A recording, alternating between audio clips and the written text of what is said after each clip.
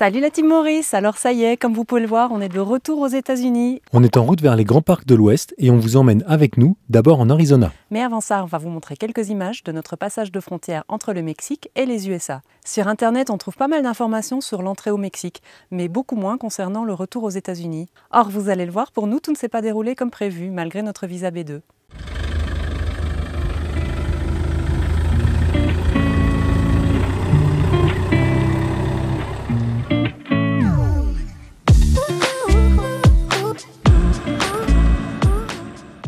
On quitte notre dernier bivouac en Basse-Californie et là on va reprendre la route pendant 2 bonnes heures pour arriver à Mexicali. Passer la frontière, la fameuse frontière avec les États-Unis. On espère que ça va bien se passer avec tous les douaniers, on va tomber juste sur des gens cool. Ça dépend toujours du douanier ça. Et si tout va bien, ce soir on sera aux États-Unis.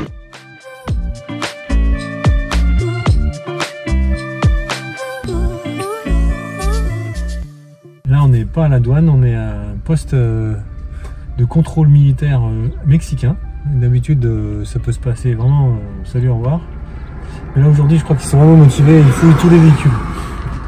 Ah on en a pour 2 heures. On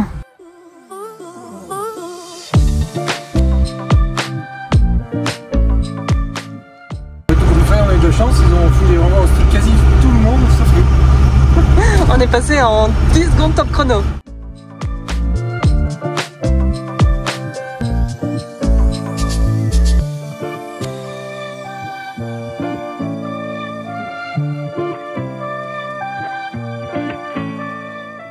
Cet énorme mur qu'on voit devant nous, c'est la fameuse séparation entre le Mexique et les États-Unis. On arrive au poste frontière un samedi en début d'après-midi. Et ce qu'on n'avait pas prévu, c'est cette file de plusieurs kilomètres de long. Alors on décide d'aller manger un bout et de revenir aux heures creuses. Dernier petit repas au Mexique, ça tombe bien, on avait envie de fajitas. Je pense que c'est le blé, tu veux blé? Oui, je veux bien rouler.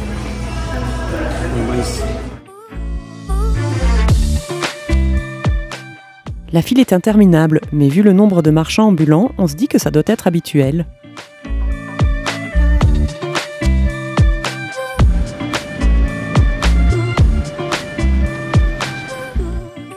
Alors là on est à la douane, on s'est fait arrêter au premier contrôle.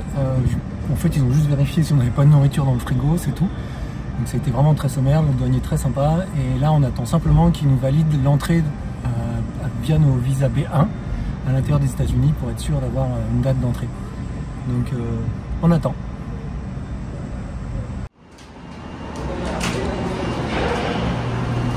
Ça fait plus de 2h30 qu'on attend. Pour avoir le fameux permis ou le tampon dans notre passeport. Je crois que même le douanier il savait pas. C'est ce qu'il nous fallait. Personne n'a l'air au courant, on attend, personne ne vient. Normalement, avec un visa B2, le douanier aurait simplement dû tamponner nos passeports avec la date d'entrée sur le territoire américain. Mais à Mexicali, personne ne semble être au courant de la procédure pour les ressortissants européens. On nous a finalement fait payer et remplir le formulaire I-94. On a écrit à l'ambassade américaine pour connaître les démarches. S'ils nous répondent, on vous mettra les informations en commentaire. Bon, et ben après un peu plus de 2h30 d'attente, ils sont enfin occupés de nous. On est passé au bureau, ils nous ont fait une sorte de permis, on a dû payer un petit $6 chacun. Et là maintenant on peut enfin y aller. Et donc on a nos 6 mois. On est reparti.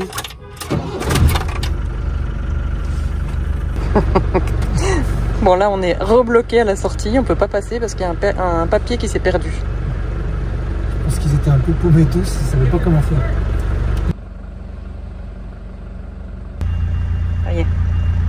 Vas-y. On est parti. Ouais.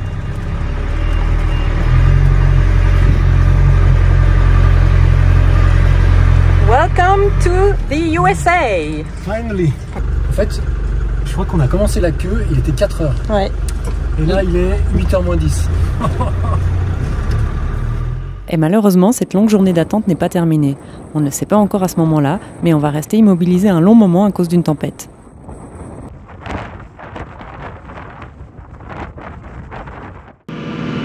Pas loin de la frontière, il y a le fameux camping de Bashford dans lequel on était resté pendant presque 5 semaines. Alors on pouvait pas ne pas s'y arrêter. On va dire bonjour aux copains qui restent. Ouais, il y a encore quelques résidents là-bas, mais la plupart sont déjà remontés vers le Canada ou vers le nord des États-Unis parce que ici, ça commence à faire très très chaud. Je crois qu'on annonce entre 38 et 42 degrés dans les prochains jours. On comprend pourquoi tout le monde a délaissé Bashford à cette période de l'année.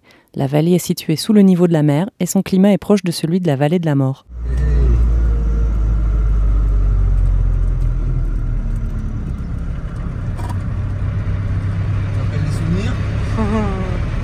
Ils sont tous partis, regarde, ils sont tous rangés. Ah ouais. Avec des bâches et tout. Ah, Dave est parti. Ouais. Il y a quand même encore des gens.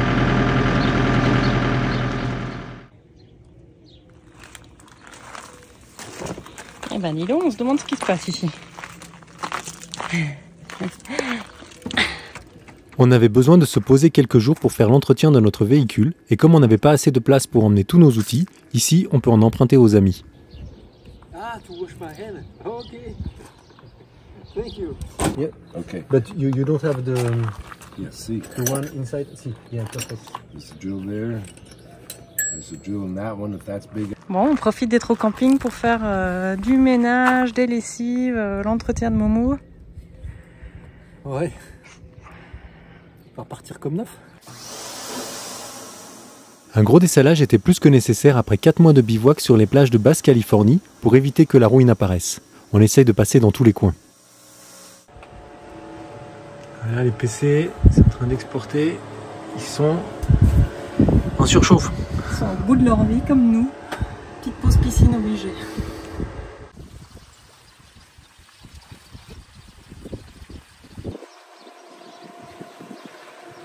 Ceux-là, ils font mal.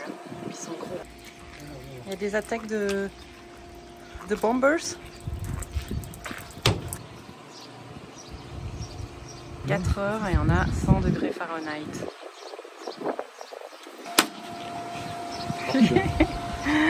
On est attaqué par des grosses, des espèces de thons. Ils appellent ça des bombers. Yeah. On comprend pourquoi. Ils ont des énormes dards. Ils sont costauds, ils sont rapides comme l'éclair. Hyper intelligents. Ils sentent quand tu... Ils sont très lâches parce qu'ils attaquent toujours dans le dos. Ouais, quand t'as tes mains prises par autre chose. Quand t'as tes mains occupées. Seb est en train de rajouter un ventilo sur le frigo pour l'aider à rafraîchir un peu plus. Notre frigo Trimix a plus de 30 ans. Il fonctionne toujours très bien, mais il montre ses limites en cas de forte chaleur.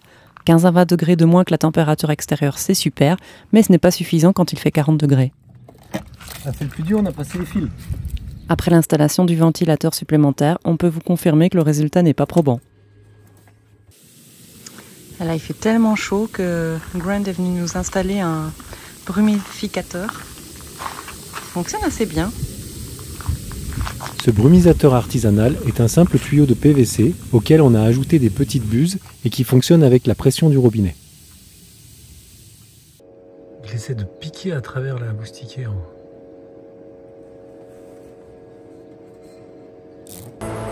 Ah, what is that? Ortega burger. Ortega burger. And C'est pareil. the same. Same, avec des piments. Et moi j'ai pris quoi? T'as pris un... C'est la spécialité du coin. Patty melt. Patty melt. We was there. C'est quoi que t'as marqué? Nasha Norman Sebastian. Le 12 mai 2024. Ça porterait chance de rajouter son dollar à la déco de ce bar bien connu des habitants de Bombay Beach. Si vous passez par le ski-in, n'hésitez pas à nous donner des nouvelles de notre billet. Hey! And then that way. Let's ready. Yep, are you... Ah yeah. Is he ready to go? Yeah. I am. You guys play bocce ball? On est content de repratiquer l'anglais. Et même en petit comité, Bashford n'a pas changé. Et on retrouve la convivialité qu'on avait tant appréciée.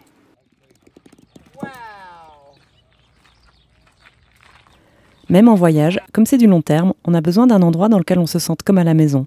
Un point d'attache où on se sente bien, entouré de gens bienveillants et où on a envie de revenir. Pour nous, c'est à Bashford qu'on se sent un peu comme en famille. Bye bye. See you next season. C'est la première fois depuis qu'on a un camping-car qu'on fuit la chaleur. D'habitude on la cherche.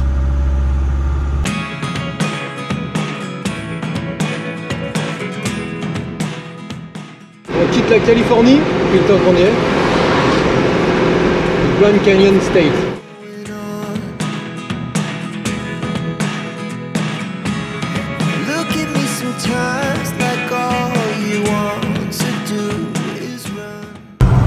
De loin, ça ressemblait à un incendie, mais... Ouais, ça. Fermons les fenêtres. Les tempêtes de sable et de poussière sont imprévisibles. Celle-ci n'a pas altéré notre visibilité, mais certaines peuvent la réduire à zéro en quelques secondes.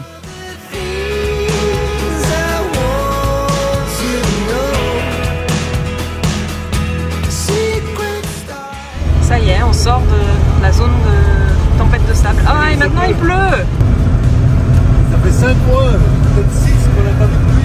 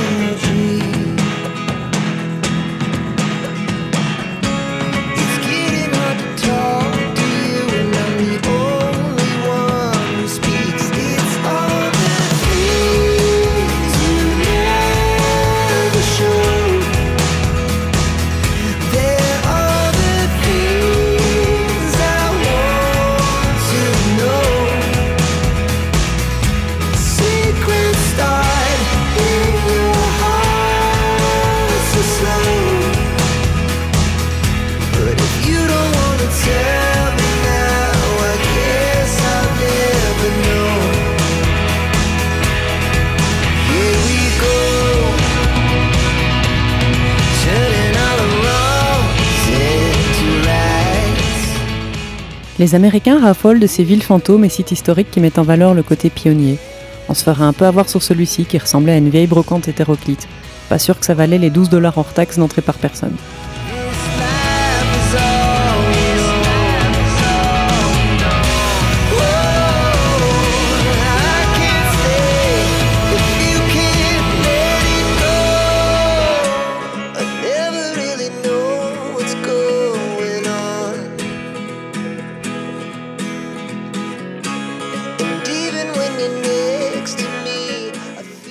On va se manger un burger. Là on choisit le restaurant avec le cadre, pas avec la bouffe.